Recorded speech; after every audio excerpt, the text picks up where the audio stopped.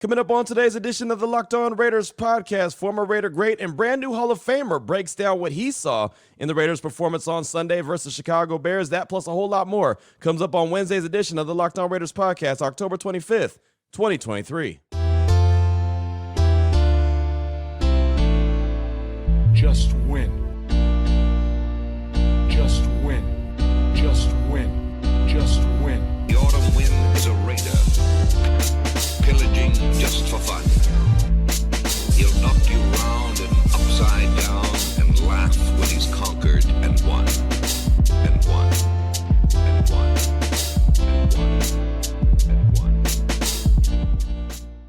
And welcome in, Raider Nation, to another edition of the Locked On Raiders podcast. Thank you so much for making the show your first listen of the day. Make sure you subscribe or follow for free on YouTube or wherever you get your podcast to get the latest edition of the show as soon as it becomes available. Of course, as always, if you're checking us out on YouTube, you know we appreciate you in a major way. YouTube page has grown in leaps and bounds in a very quick amount of time, so we definitely appreciate that. Appreciate my man Ari, who makes sure we're up on YouTube each and every day. On Twitter at Ari Produces. You can find me on Twitter as well at your boy Q254, and the Locked On Raider podcast voicemail line is 707-654-4693. We got your calls and texts. A lot of calls and texts coming up in segment number 3. As many as we can squeeze in, we're going to definitely do coming up today in the show. Got a lot of great feedback over the multiple subjects that we've had so far throughout the course of the week here on the Locked On Raiders podcast. So that'll come up in segment number 3. Segment number 2, you're going to hear from a former Raider great, Lincoln Kennedy, who is now also a member of a Hall of Fame. He found out on Tuesday that he is now being inducted into the Rose Bowl game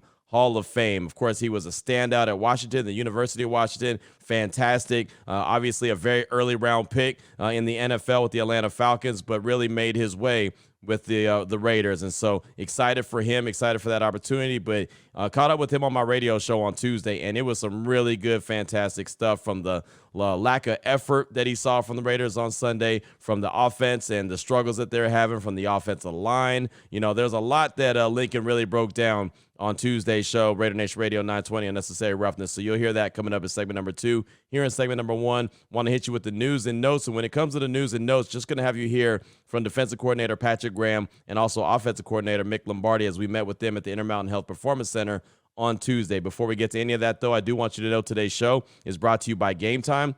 Download the Gametime app, create an account, and use promo code LOCKEDONNFL for $20 off your first purchase. Last-minute tickets, lowest prices guaranteed. Of course, the Raiders lose to the Bears 30-12 on Sunday, dropping their overall record to 3-4 on the season and giving the Bears their second win of the season. So we met with Patrick Graham and Mick Lombardi around 11 and 11:15 at the Intermountain Health Performance Center on Tuesday. And just like I had multiple questions for head coach Josh McDaniels on Monday, I had multiple questions for both Patrick Graham and Mick Lombardi. So I'm just going to go ahead and let you hear the questions that I asked. And then for Patrick Graham, one question that Vinny asked as well that I thought was really good and a subject that we talked about quite a bit here on the show. But I'm going into starting to play the questions that I actually ask, because a lot of times there's questions about, well, what did you ask? Why did you guys ask like this? How come you asked like this? So instead of there being any questions, let it be heard exactly what was asked and then the answer, so there's no questioning what's going on. And if we're giving softballs to the coordinators or the coaches, like many people believe,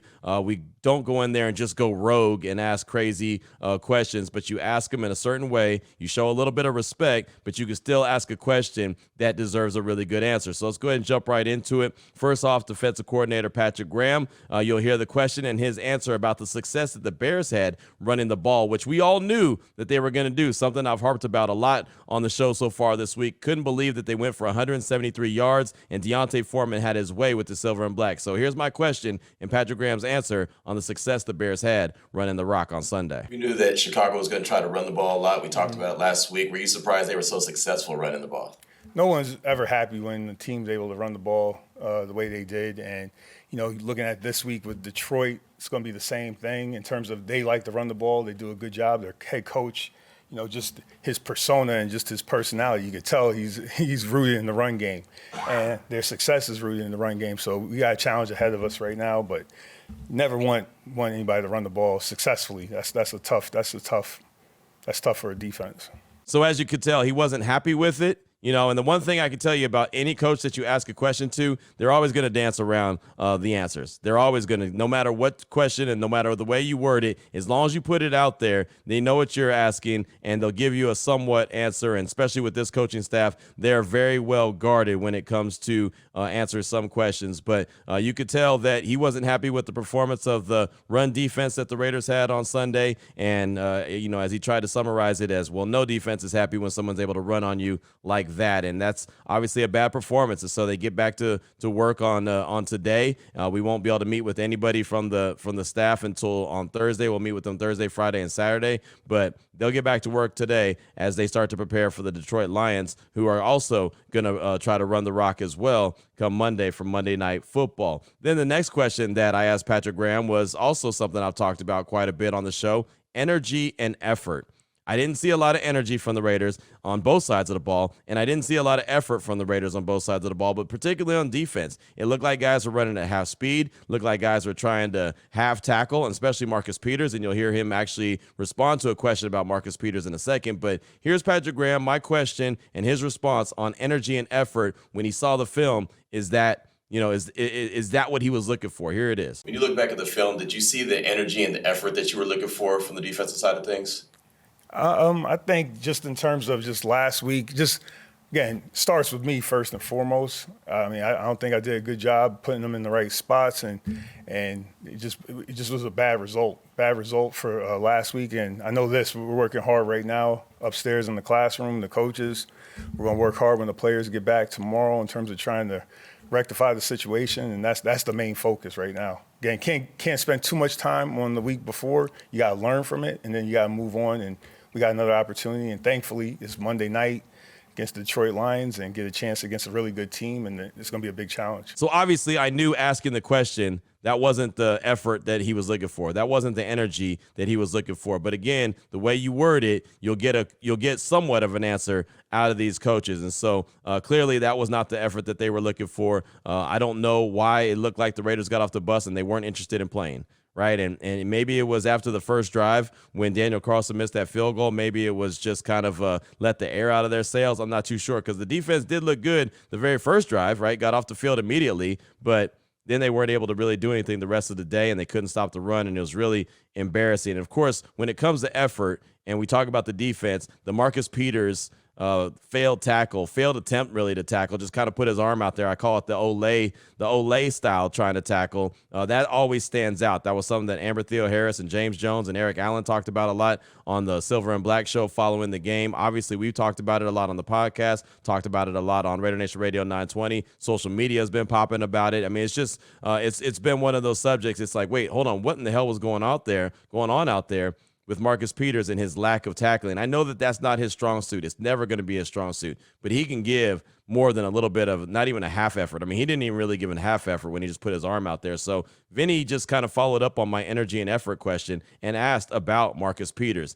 So here's Vinny's question and Patrick Graham's response. There was a play involving Marcus Peters you got talked about on the broadcast and on social media where, he kind of didn't go after making a tackle. Mm-hmm. It felt like the effort wasn't there.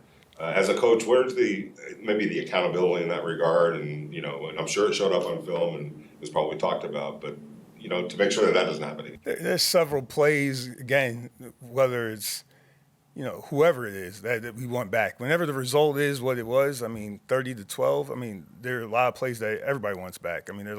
There's calls I want back. So to single out one person when the result like that, I'm not with that. That's just not me.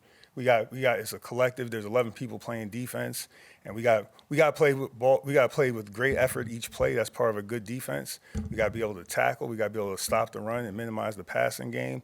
And I got to do a good job of putting those guys in the right spot. But that's not my program. So to us, Patrick Graham wasn't going to dime out Marcus Peters, but there is no bone in my body that believes that they didn't have a lot to say. They didn't have some words to say to Marcus Peters when they went back and looked at film. Matter of fact, teammates probably had something to say to Marcus Peters when they went back and looked at film and saw that half effort that he gave. Not even a full half effort, right? A full half effort. I don't even know if that's a real thing. But, he didn't even really give a half effort, right? Just literally just threw his arm out there like, oh, yeah, I'm trying to tackle. Oh, I missed. Okay. And then he got got trucked on the other one by Deontay Foreman when he got into the end zone. So, again, nothing interesting when it comes to Marcus Peters and his efforts to try to tackle. Again, I know that that's not his strong suit, but you've got to give an effort. You've got to be able to be willing to get in there and get the runner down. If not, they're going to run at you all day long. They're going to throw at you all day long because they know if they complete the pass or they get out there on the edge, you're not going to try to stop them at all. You're going to give a half effort at best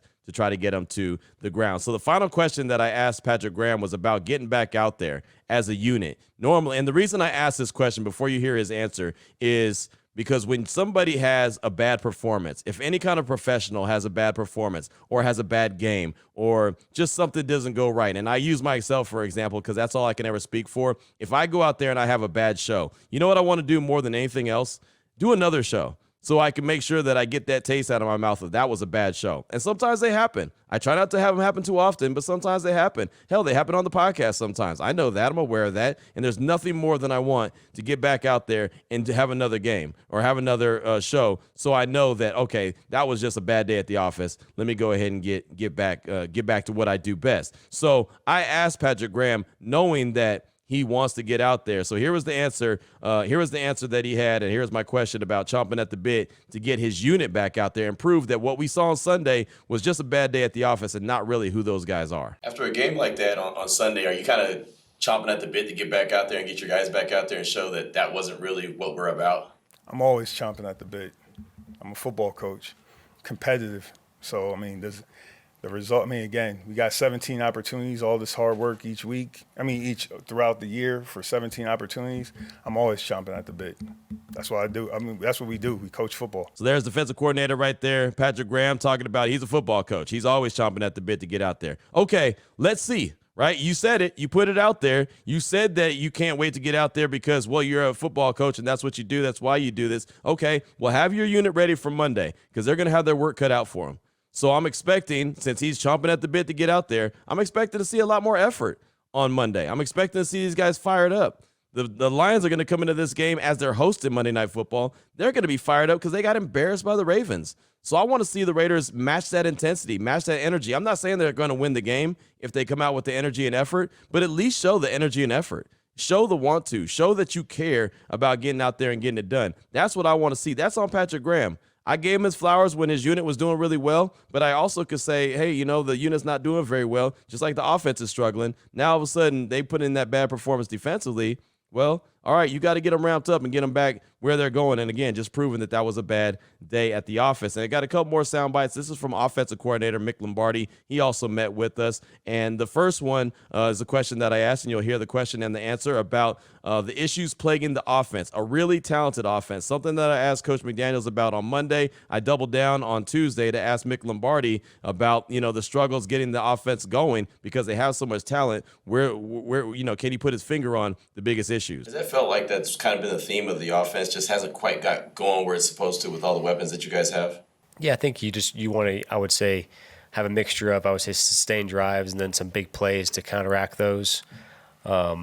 We haven't done a good enough job, I would say, overall of just sustaining the drives we have. The drives we have sustained, finishing those in the red zone, and then taking advantage of some of the big play opportunities. We get the pass interference call to Trey Tucker in the game, and then we can't convert that into 6 points. So we got to take advantage of the big play opportunities that we get, and then the drives that we do sustain, we can't mess up with penalties and turnovers in the red area. It's kind of been our crux the entire season. So there you go. There's the explanation from Mick Lombardi, who sounds pretty confident in getting the offense going in the right direction, but we're 7 weeks in. So at some point, they've got to find a way to get it jump-started. From all expectations or indication, it sounds like, you'll see Jimmy Garoppolo back on Monday, but it hasn't been confirmed yet, but that was the reports over the weekend. So starting on Thursday, Friday, Saturday, we'll start to get the injury report, and we'll find out, okay, is this guy practicing? Is he back? Is he limited? Is he full? Whatever the case may be. So we'll get those on Thursday, Friday, and Saturday. Today they're back at the office, but the first injury report won't come out till Thursday. So Thursday, Friday, Saturday, then on Monday, 90 minutes before kickoff, we'll see who's active and who's inactive. I'm sure we'll find out about Jimmy G well before that. And so the second and final soundbite I want you to hear from offensive coordinator Mick Lombardi is about the run game. the struggles in the run game. And, you'll hear my question talking about the defense has a say in it as well, but how much of it is really on the Raiders' offense and the lack of execution or a lack of, hitting the blocks the right way, why they're struggling so much in the run game. Defenses obviously play a role when it comes to stopping the run, but how much of it can be on the offensive side of things of opening things up, like you mentioned, a couple missed tackles or missed blocks here and there? Yeah, I think we're there. I think we're right there. I'm looking forward to getting started this week, and I'm waiting for that breakout game because I think we have a chance to get it because I see how close we are and see how close that, we have a chance to really break out a big one or get going. I know the offensive line really is chomping at the bit to get that done. JJ definitely is. The skill guys are, so we're right there. Our execution needs to be a little bit better. So we got to do a good job as coaches putting together a good plan this week in the running game because the Detroit's a very good run defense. I think second in the league, giving up 75 yards a game. So we got to bring our A game and be ready to go. We get everybody's best every week, so we want to make sure we give our best and accept the challenge and go because there's going to be a burden to try and run the football this week in a dome in Detroit. So we got to do a good job of that with a good plan and a good level of execution. So there you go. Mick Lombardi right there talking about the struggles of the run game, and he feels like they're close. So we'll see. Again, there's 10 games left. It's not like the season's over. The offense, you want to get it jump-started, get that run game jump-started. They really need to get that run game going. They are not a team that can perform one-dimensionally, right? They're not a team that can go out there and just throw the ball around the yard and think they're going to have a ton of success. It's just not going to happen. They don't have the dudes to get it done. I'm talking about the dudes like Jimmy G, Brian Hoyer, Aiden O'Connell. None of those dudes are the guys that can throw the ball 45, 50 times and think they're going to get it done. They're just not, right? They have to have a balance for this offense to go. So, maybe that's, a fault of the offense, but that's what it is. They have to have a run game to make this offense go. So that's all I got for you for segment number 1 of today's Locked On Raiders podcast, news and notes from Tuesday. Coming up in segment number 2, my conversation with Lincoln Kennedy, the great Lincoln Kennedy, the new member of the Rose Bowl Game Hall of Fame from Washington, right? From UW. And also those Washington Huskies are doing really well this season in college football. But you'll hear the conversation with Lincoln coming up in segment number 2 about what he saw from the Silver and Black as he was on the call with Jason Horowitz there in Soldier Field. We'll get to that right after I tell you about the title sponsor of the show, which is Gametime. And if you're trying to go somewhere, you're trying to go to a concert, you're trying to go to a sporting event, you're trying to go to the movies, you shouldn't have to worry about your tickets to big events. Gametime is the fast and easy way to buy tickets for all the events that are happening near you. They have killer last-minute deals, all-in prices, views from your seat, and their best price guaranteed. Gametime takes the guesswork out of buying tickets. You can see the view from your seat before you buy them, so you know exactly what to expect when you arrive. The all-in prices show your total up front, so you know you're getting a great deal without hidden fees. Buy tickets in seconds with 2 taps. Right now, take the guesswork out of buying tickets with Gametime. Download the Gametime app, create an account, use promo code LOCKEDONNFL for $20 off your first purchase. Terms apply. Again, create an account and redeem code Locked On NFL. That's LOCKEDON NFL for $20 off. Download Gametime today. The last minute tickets, lowest prices guaranteed. All right, Raider Nation, here we go. Segment number 2 of today's Locked On Raiders podcast. You want to talk about a real good conversation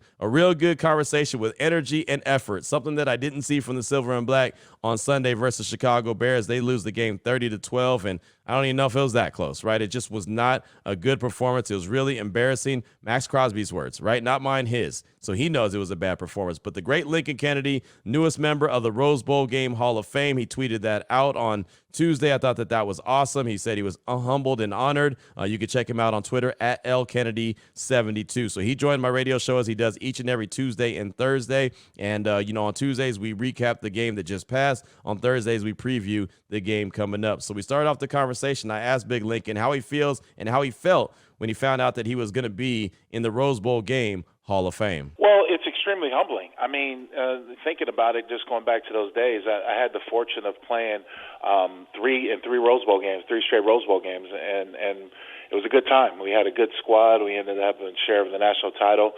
So I look back on those days, and I'm very fond of those days. I mean, who wouldn't be fond of spending, Christmas vacation in Southern California all years in college? So one Freedom Bowl that was in Anaheim, and then 3 Rose Bowls. So times are good, and it's a very humbling honor when you think about the history of the Rose Bowl and how long the granddaddy of them all has been around. To be inducted into this Hall of Fame is very impressive and humbling. Yeah, it's awesome, man. When I saw that, I got a big smile on my face. And you, honestly, you know how I feel about you. You're a great dude. And so when good things happen to great dudes, that makes me excited. Now we got to talk about the big elephant in the room. The Raiders lost to the Bears on Sunday. Lincoln, I don't know where to start. When you're up there in the booth with Jason Horowitz, what were you thinking when you saw that performance? I thought it was going to be a long day, and it was a long day. The fact is the Raiders could not stop the run. And they're just giving up far too many yards on first down. Conversely, on the other side of the ball, extremely predictable. And that's how the pick six happened. You went back to the well way too many times. And so, I thought there was going to be a better outing out of Brian Hoyer. But what I'm seeing right now and we're not even at the halfway season midway season part. But what I'm seeing right now is I'm seeing, understanding that the offensive line isn't what you want it to be, the protection might not be there. You're having to settle for short throws, but there's got to be a little bit more creativity that goes into the passing game because it's extremely basic, extremely simple, and that's why the Bears did a good job of shutting it down. And I was sitting at my couch watching the game, so I wasn't there in the stadium, but it felt like from a distance that the energy and just the effort wasn't where it should have been. What did it feel like to you being there? Same, very same, but we've seen this before. Sometimes it takes this team, the Raiders, a little bit of time to get started, to kind of get their engine going, and I thought they would be. Look, Jason and I, we talked about this on the air. Looking at the roster from top to bottom, name-wise, the Raiders had a better roster.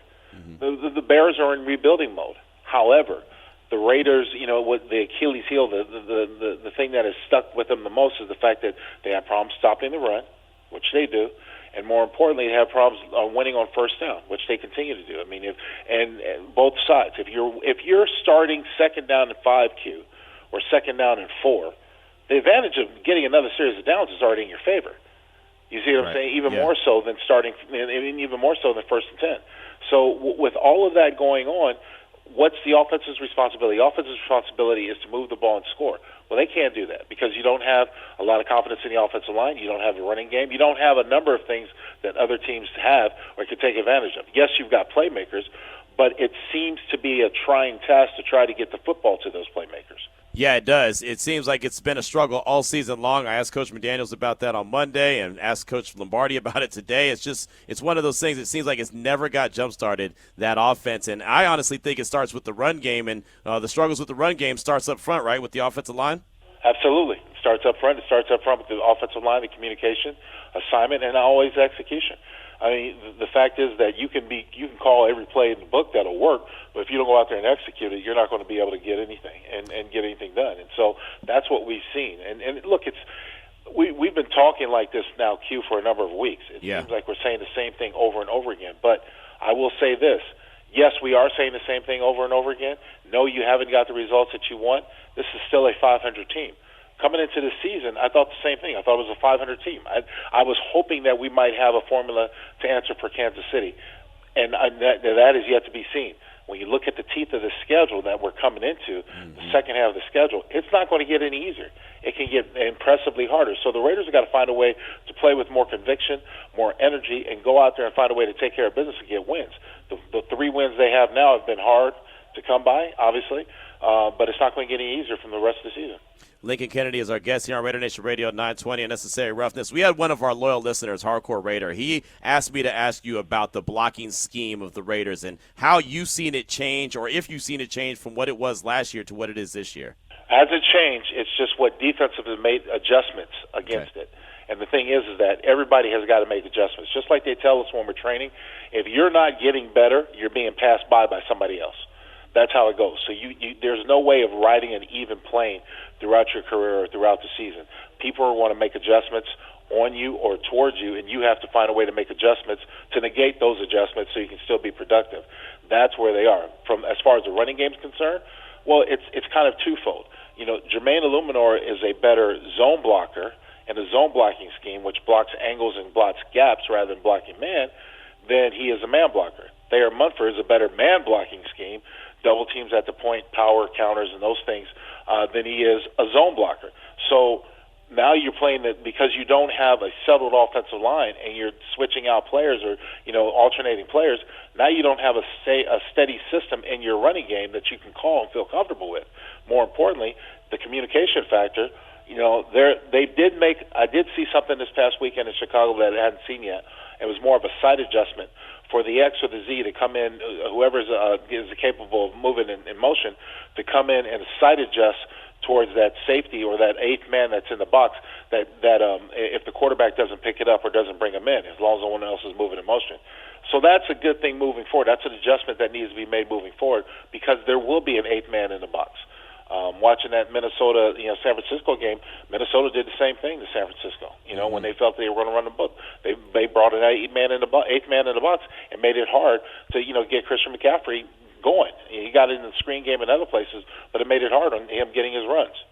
I want to go back to the offensive line and the blocking scheme. Do you think a power blocking scheme or the zone blocking scheme is better for this team? It depends on what the personnel that you have. I've seen this team do both. But again, you definitely need communication when you're man blocking, power blocking. Okay, you definitely need communication because the double teams have to assign who they're going up to. We're blocking this defensive tackle to this backside linebacker or whatever, you're calling that out.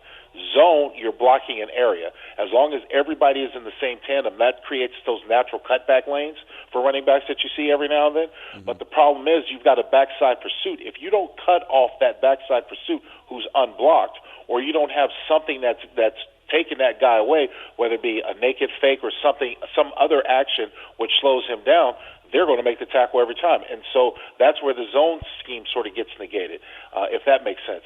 The big thing is that Josh Jacobs is making cuts as soon as he gets the football. Mm-hmm. There's got to be a better, more consistent level of execution on the offensive line to prevent penetration. All penetration kills every running play. And when you take, conversely, you look at the Chicago Bears, we didn't get the same penetration. We had the same amount of people on the line of scrimmage. They played a very similar style of defense by covering up everybody where you're supposed to win your one-on-one matchups between your defensive line, your outside linebackers, and your their offensive line, and it didn't happen. They got blocked. They got blocked well. On an average, I think they were averaging almost 6 yards a carry. Right. Yeah, they were dominating. It blew my mind that they ran for 173 yards, knowing that that's what they were going to do. Like, that was their game plan, was to come in and run, and you thought that they would – well, I thought that they would find a way to slow down the run game. Well, Lincoln, we've talked before about the power blocking scheme and the zone blocking. What does the CBA have to do with why more teams aren't doing the majority of the power blocking? Because you can't practice that much. In order to harness and to perfect power blocking or man blocking schemes, you got to have pads, right? And you got to fight. You got to hit, right? Yeah, that's where you hear about the drills: 9-on-7, 1-on-1, 3-on-3, all that stuff. That's where all those drills came from. You got to hit. Offensive linemen need to be conditioned with pads on to hit defensive linemen, comparable size and strength as them, and they have to learn how to push people. They have to learn how to work together. With the CBA, the current CBA, it's impossible to have that commit that many hours to padded practices, which I think is a disservice because this is their business. Right. But that's why teams that don't have a solid running game can't necessarily jumpstart one. If you don't have it, it's probably not going to happen that season. Right. No, that makes a whole lot of sense. And, again, I thought that was a great question that Hardcore Raider had just talking about the offensive line. And I think that I've always been a fan of the power blocking scheme. And, I'll say this. I don't feel like the Raiders have had a dominant offensive line since really when you were on the offensive line. And then there was that stretch where, it was Donald Penn and, Rodney Hudson. But it seems like their right side has been a question for years now. Well, the right side has been the biggest question mark, at least since the time I started doing this, which was 2014, 2015, something like that. Yeah. Every year, the right side has been up in shambles, and the right tackle question has not been answered. I don't even know if the right guard question is answered with Van Roten, but the fact is they've got to find a way to well, you know what, here's the thing. I will give the Raiders some credit because they tried to address the problem over the past couple of years. Yeah.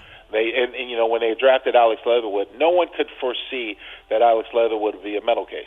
Right. And he's not even in the league. I mean, he wasn't playing for the Bears, so I don't even know if he's still in the league. With that being said, you can't foresee that. That's why the draft is always a crapshoot. But there's also the fact, look here, there's out of the offensive lines, the good, highly graded offensive lines in the National Football League, you look how they dressed it through draft or free agency, but look also how long those lines have been consistently staying together. That's the formula for success for offensive line. The longer you keep them together, the better they'll play together. And back in my day, we were able to keep offensive lines together for quite some time. Lincoln Kennedy is our guest here on Raider Nation Radio 920 Unnecessary Roughness. So, obviously, the Raiders did not have a good showing on Sunday versus the Bears. What will we learn about them? What should we learn about them with their performance coming up on Monday against the Lions? Well, you can only hope that they'll show a little bit more heart and vigor and confidence when they go out and take on the Lions. The Lions are a substantially better team than the Bears are. Yeah. So this could get very nasty. Also, I think somebody had tweeted me or texted me during the game. The Raiders notoriously play down their competition. Well, you could kind of make that argument about just about everybody. If you don't have the stability and the foundation for certain players, like for example, you're going in with a backup quarterback. In this case, in the Bears' case, it was a 15-year veteran, and then Aiden O'Connell finished. I still think the future will consist of Aiden O'Connell, but you still got to get him used to playing NFL speed. That timing factor that he only showed a little bit in preseason, but preseason is a little bit different because it's very vanilla and very generic. You have the time to sit back there and survey and go through your progressions. With this offensive line, in this league, and the players they're playing against, you don't have that. You don't have that ability. Right. I thought Brian Hoyer was the right decision. Obviously, it didn't work out for the Raiders, but I thought it was the right decision going into the game. And at some point, if Jimmy G misses another one, I expect to see Aiden O'Connell out there. Well, Lincoln, we'll close out with this, and we look forward to talking to you on Thursday already. But we'll close out with this. There was a lot of missed tackles or poor effort when it comes to tackles on the Raiders' defensive side of things. How do you clean that up? I mean, even in practice, Patrick Graham talked about it today, but it's just practice, and that's what you've been doing all year. You know what? I will say this, and I've said it before. I'll try to put it a different way. This game is 90% mental, 10% physical. Mm-hmm. And what I mean by that, the guys that are playing this game right now all have the physical attributes to play this game. They have shown times that they have the mental capacity to absorb and address this game, adjust to this game. But when you're out there, it's just like blocking. It's all about desire. When you're out there, you want to make a tackle, you'll make a tackle. If you want to half-ass about it or just go about it with a sort of lackadaisical way, you're probably not going to make the tackle. You'll probably get trucked or embarrassed. Same thing goes for blocking. Yeah. If I just go through the motions, hey, this guy's going to run right by me and sack the quarterback.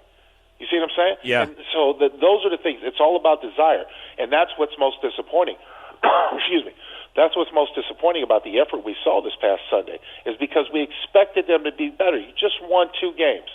And you had to fight to win those 2 games. Well, you're going to have to fight to win every game because it's National Football League. But we would like to see a little bit more inspired play when you're trying to make those tackles, when you're trying to make those blocks. We want to see you get fired up. You don't see that type of emotion out there. So I love that conversation right there. And I love the fact that he said that football is 90% mental. Right? Everyone has the physicality. They have the physicality to play in the National Football League. Do they have the mental capacity to want to get it done? Effort and energy, what I was talking about. He's talking about Marcus Peters without even having to say a name. He didn't have the 90% mental capacity to want to go out there and play and perform at the way he should on Sunday. And I love the fact that he mentioned it, that he's not seeing what he needs to see as far as effort goes. We know Max Crosby brings the effort. We know this, right? He's going to do that. We know Josh Jacobs brings the effort. We know this. We know Devontae Adams brings the effort. We know this.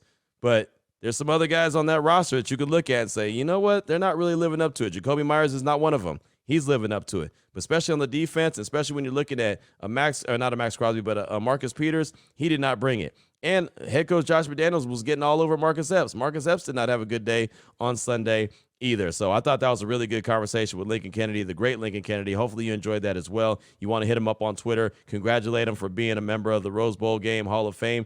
At LKennedy72 is his Twitter handle. We'll get into your calls and texts in segment number 3, 707-654-4693. We'll do that after I tell you about a couple great sponsors here, including LinkedIn Jobs. These days, every new potential hire can feel like a high-stakes wager for your small business. You want to be 100% certain that you have access to the best qualified candidates available. That's why you have to check out LinkedIn Jobs. LinkedIn Jobs helps you find the right people for your team faster and for free. All you got to do is create a free job post on LinkedIn Jobs. You add your job in the purple hashtag hiring frame to your LinkedIn profile. That spreads the word that you're hiring. Simple tools like screening questions make it easy to focus on candidates with just the right skills and experience so you can quickly prioritize who you'd like to interview and who you'd like to hire. It's why small businesses rank LinkedIn Jobs #1 in delivering quality hires versus leading competitors. Right now, LinkedIn Jobs will help you find that qualified candidate you want to talk to faster. Again, post your job for free at linkedin.com/LockedOnNFL. That's linkedin.com/LockedOnNFL to post your job for free. Terms and conditions apply. I also want to tell you about PrizePicks. What is PrizePicks? Well, it's the largest independently owned daily fantasy sports platform in North America. That's all. The easiest and most exciting way to play fantasy sports. It's just you against the numbers, not you against other people, not you against pros, not you against sharks, you against the projections. It's that simple. You pick more than or less than 2 to 6 player stat projections, and you watch the winnings rolling in. Just that simple. Again, it's not me versus you. It's not mano y mano. It's not whatever you want to call it, right?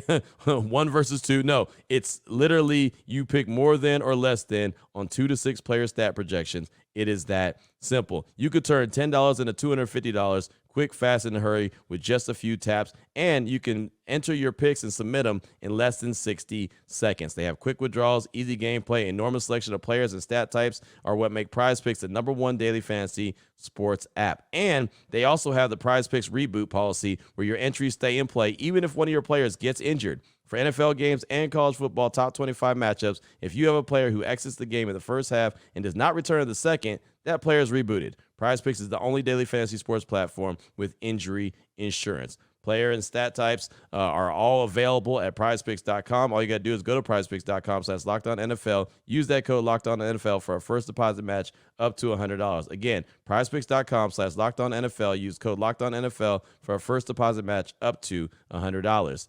PrizePicks, daily fantasy sports made easy. Here we go, Raider Nation, segment number 3 of today's Locked On Raiders podcast. Your calls and text straight off that Locked On Raider podcast voicemail line, 707-654-4693. Running a little late in today's show, so I'll only be able to get a couple calls and texts in, but we'll go ahead and try to get to them quick, fast, and hurry. We'll start out in H-Town. We'll hear from Jack in Houston. He's calling to talk about the Raiders' performance on Sunday and thought about the Raiders' team from a few years ago and explains why. Here's Jack in Houston. What's up, Q? My name's Jack. I'm representing the nation from out here in Houston, Texas, man. And, what happened on Sunday is bad, and I'm just going to try to get past that. But my biggest thing is I don't know how Mark Davis could look at what we had a couple years ago and with that last Gruden season. If you remember that Ravens game, that Cowboys Thanksgiving game, that Chargers last game of the season, it was just such a fun team to watch. We took shots down the field. We scored points. It didn't matter if we were down 14, man. We always felt like we had a shot because that offense, it was fun. It was the last time I had fun watching this team. And I don't get how Mark could watch how fun that was, and then be okay with this dink and dunk, run the ball, first, second down, 3rd and 8 offense. And it's really, that's one of my biggest issue. It's just not fun to watch anymore. And there's nothing to this offense that gives us anything to be happy about. And these are, and so basically it comes down to, McDaniels, we need to make a decision as an organization if we value our players more, because we're at a point right now where these guys like Jacobs and Crosby, we have to, and Devontae, we have to give them a reason to want to stay now, because at this point, we got to give them something to believe in. I don't want to lose guys like that, man. It's been so long since we've had a couple guys who really love to be Raiders. We gave up on one last year, and that is what it was. But, how many times you ever in the past I'm 25 years old. No one's given a damn about the Raiders. But now we have guys who came in and they bought in, and they got tattoos on them repping us, and we are letting them down, man. We got to give them something to believe in. We have to admit our mistakes, and we need to move past McDaniels, admit that mistake, and start moving on. Give these guys a reason to stay, because I'm concerned with getting second contracts out of guys, because who the hell wants to be here? We've been a pit recently for people to come and waste years of their career. It's frustrating. We just saw what happened with Jonathan Allen in Washington, D.C., what he said the other day, and the day Mac says that, man, it's going to break my heart. The day Mac says something like, it's the same and I can't do it anymore, and I apologize for my language. The day he says that, man, it'll just break me. It's been a long time since we've had people that care like that. And, man, I just want to give them a reason to believe, because I know they work way too hard for this result. And You're the only Raiders podcast I listen to. I appreciate you. And you start my morning off right every morning, man. So I just want to give you a little shout out, man, and say thanks for the time. Thanks for the opportunity to speak my mind, man. Go Raiders. Jack, thanks for the call. I appreciate you. And yeah, man, it's not fun to watch the offense right now, right? The offense is not going in the direction it's supposed to be going. It's actually a lot worse than it was even last season. And there was some exciting times last season, right? And I don't understand the disconnect. I really don't. I don't know why the offense has regressed. But think about it. Devontae went for over 1,500 yards in 2022. He had 14 touchdowns. Josh Jacobs, over 1,600 rushing yards. Led the league in rushing, right? For some crazy reason, it has gone backwards, and all they have is weapons all over the field, right? Between Devontae, Jacoby, Josh Jacobs, Hunter Renfrow. For the life of me, it's never gonna compute why Hunter Renfrow is not being used. It's never gonna compute. On Sunday, he had 2 targets. That matched a season high, or 2 catches. Like, come on, are you serious? Again, the trade deadline's coming up. We'll talk about the trade deadline a little later on this week, but just get rid of them if you're not going to use them. Geez, you're paying them all this money for what? 2 catches in garbage time? Come on. So I don't understand what the problem is. I know the quarterback hasn't been available all season long. He's already missed 2.5 games. Who knows if he misses on Monday? He's not supposed to. But again, until he's actually ruled in, well, we just don't know. But it could be the quarterback play. It could be, just the design. I don't know. The play calling, whatever the case is, the offense has regressed, and it is boring. It's not over 20 yards. I mean, it's not over 20 points a game. They only got over 20 points once, and that's on the strength of the defense getting a safety at the end of the game. So, Jack, thanks so much for that call. I do appreciate you. Up next, I got a text from Raider Nation Mason. It says, hey, Q, it's Raider Nation Mason out of MT. I want to turn the page to Detroit, but I'm going to quickly give you my solid thoughts on Sunday versus the Bears. We didn't even look like we got off the plane. We were slow, sloppy, imitating bullfighters at all the wrong times. Max Crosby was the only defensive player I saw giving 110% effort, but even he was off. We couldn't get anything going offensively. Jacobs is still yet to break 100 yards on a day, and Hoyer looked horrendous. In my opinion, O'Connell looked better in the short amount of time he was in than Hoyer did through 3.5 quarters. As much as I hate to say it, Detroit won't be a victory for us on Monday, and I don't know if we'll get another one until we close out the season versus the Colts and Broncos. A lot of things can happen, but hopefully it doesn't go down that way. Anyway, man, thanks for all that you do. This is my favorite go-to podcast daily. I look forward to hearing from you and what you got to say. Peace. Oh, and by the way, Josh McDaniels needs to be fired ASAP. After taking a 10-7 wild card appearance team down to 6-11 and so far 3-4, it needs to end. Thanks. That's Raider Nation Mason out of MT. Thanks for the text. I do appreciate you. And yeah, you're right. They didn't look like they got off the bus. They didn't look like they got off the plane. They didn't look like they wanted anything to do with playing a game on Sunday, and that's bad. Brian Hoyer did look bad. Aiden O'Connell that's fine. He looked better at the end, but it was at the end. It was garbage time, so you can't really take a whole lot from that. At some point, and I don't know when it's going to be, Aiden O'Connell's going to get 4, 5, 6 games in a row, and we'll get to see who he is. That's what I'm looking forward to, and that's, again, the reason why I thought that Brian Hoyer was a good guy for the job for one game, because I want to see Aiden O'Connell for a stretch, for multiple games. You want to see what he can do against different teams and different looks and what he looks like after teams get film on him. That's what you want to see, not a start here and then a stop, and a start here and then a stop. That was my whole reasoning for saying Brian Hoyer should be the guy. We'll see at some point if Aiden O'Connell is the guy. As far as Josh McDaniels, I understand what the record is, and I understand that it's not good. I don't think it's going to happen anytime during the season, and I really honestly would be shocked if he gets fired after the season. I think that they have at least a 3-year window, but I mean, if things go terribly bad, Mark Davis might just run out of patience, right? And I don't think anyone will blame him and even question it, because again, he wants to win. He wants nothing more than his Raiders to win, just like his Aces are winning. He wants the Raiders to do the same thing. So thank you so much, Raider Nation Mason, for that text. Good stuff. I do appreciate you. Let's get one more call in. Nathan from upstate New York. He's calling to talk about the current staff and head coach, as a lot want him fired, and why, as a fan base, we need to just ride it out. This is Nathan from upstate New York. Yo, Q, Raider Nation. What's going on, man? This is Nathan Walsh from upstate New York. Just calling in, man, on this whole Josh McDaniels situation. Look, I'm 51, man. I've been a fan since I was a teenager. I've seen coaches get fired, hired, and I know how we feel. We want him gone, right? But at the end of the day, you got to be realistic, man, because it's not about us.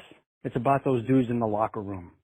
You go fire a coach mid-season, you just basically looked at the players. If you're Mark and you fire him, right? You fire him. You're basically looking at the players going, all right, guys, we're done. Season's over, and that's that.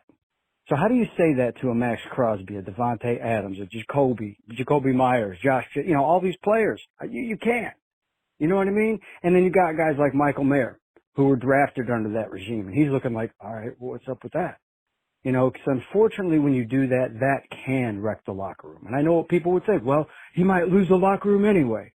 Well, he's going to have to do that on his own accord. It's really going to have to be him, his own hand, who fires himself, meaning Josh. So unfortunately, as a fan base, we're going to have to wait. You got to wait and see, because you just start letting dudes go mid-season, man. Guys like Mad Max and the rest of the captains and the players on this team that care, you don't want that. Then they say, I want out. And then we have a whole new Madrid of problems. So sometimes you just got to ride it out, man. So that's all I got to say, man. Peace. I'm out. Thanks for the call, my man. You bring up a good point. A lot of these guys in the locker room they'll really wonder what's going on. I'm sure they're wondering what's going on right now with the lack of success. But, you start moving on from coaches and moving some players out right now, before the trade deadline. And you could all of a sudden lose the locker room like you mentioned. So you bring up a good point. I do believe that MD is going to ride this thing out to the end of the season. I'm sure they're going to sit down and evaluate where the team is and the direction it's going, and then they'll make a decision together. But the one thing I continue to caution is I do believe Dave Ziegler and Josh McDaniels are a package deal. They came in together. I believe that they'll leave together, and I do think that there is some confidence in Dave Ziegler. I know all of Raider Nation is not behind that, but I know I have confidence in Dave Ziegler. I have a lot of confidence in that he's going to be able to get things done from the GM position. It's up to the head coach to handle his business as well. Let me get one more text in real quick, and then we'll wrap up the show. This is a text from AJ Sly out of Tucson, Arizona.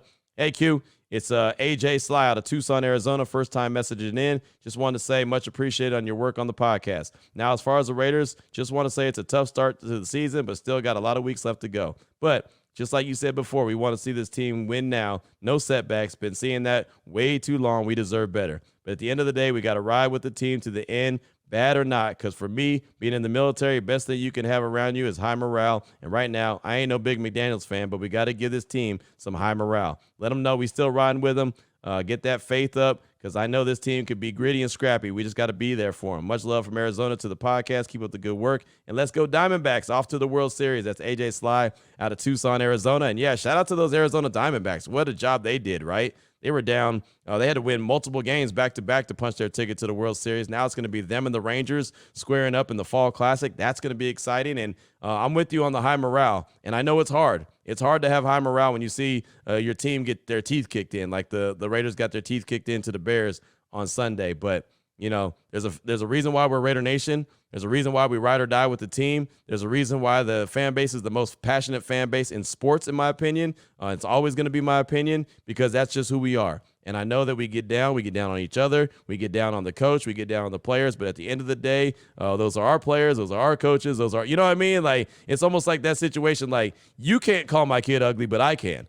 Right? I could be like, yeah, that ain't the cutest mother, but, but you can't, because if you do, then it's a problem, right? So we can get down as we do. We can get down on each other as we do. But at the end of the day, we're all silver and black. We all, bleed Raiders. There's a reason why you come to the podcast every day. There's a reason why I do the podcast every day. It's for the passion, right? Before this was ever a job, it was a passion. I was doing the Black Hole Banter podcast. Never made a penny off of that with James Arcelana, but I did it for the passion of it. It was just something to get my name out there and talk about my favorite team, which is silver and black. So, yeah, if you need some high morale, that there's a team that needs it right now. They play in Las Vegas at Allegiant Stadium. They need as much morale as possible. I like that message, AJ. Thanks so much for that. I do appreciate it. That's going to do it for today's show. Coming up tomorrow, officially turn the page to the Detroit Lions with the crossover edition. So we'll be talking all things Lions, all things Raiders, break down what they got coming up. And I know that they're going to be an angry and motivated team, as they lost to the Ravens